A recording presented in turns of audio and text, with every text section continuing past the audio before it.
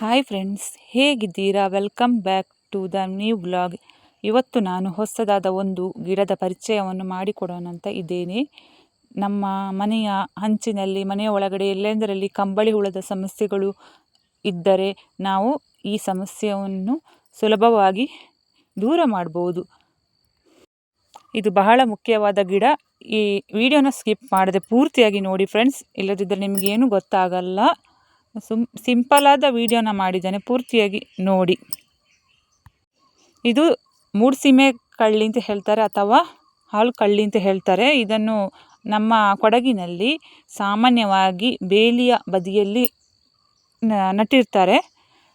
ಇದನ್ನು ತುಂಬ ಡೇಂಜರಸ್ ಅಂದರೆ ಡೇಂಜರಸ್ ಕಳ್ಳಿ. ಇದರಿಂದ ಕಂಬಳಿ ಹುಳಗಳನ್ನು ಓಡಿಸ್ಬೋದು. ಅದು ಹೇಗೆ ಅಂತ ವಿಡಿಯೋದಲ್ಲಿ ಪೂರ್ತಿಯಾಗಿ ನಾನು ಹೇಳಿಕೊಡ್ತೇನೆ.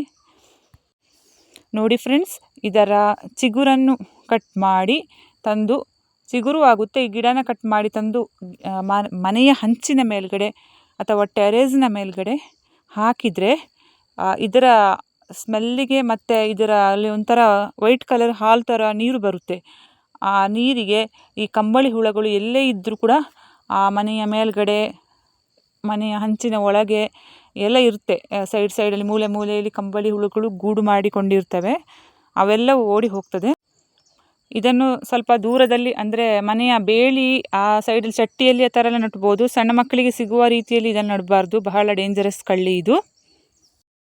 ಈ ವಿಷಯ ನಿಮಗೆ ಎಲ್ರಿಗೂ ಇಷ್ಟ ಆಯಿತು ಅಂತ ಅಂದ್ಕೊಂಡಿದ್ದೇನೆ. ಇಷ್ಟ ಆದರೆ ಒಂದು ಲೈಕ್ ಕೊಡೋದನ್ನು ಮರಿಬೇಡಿ, ಶೇರ್ ಮಾಡಿ. ಹಾಗೂ ಮುಂದಿನ ವಿಡಿಯೋದಲ್ಲಿ ನಾನು ಸಿಗ್ತಾ ಇದ್ದೀನಿ. ಅಲ್ಲಿಯವರೆಗೂ ಶುಭ ದಿನ. ಬೈ ಬಾಯ್.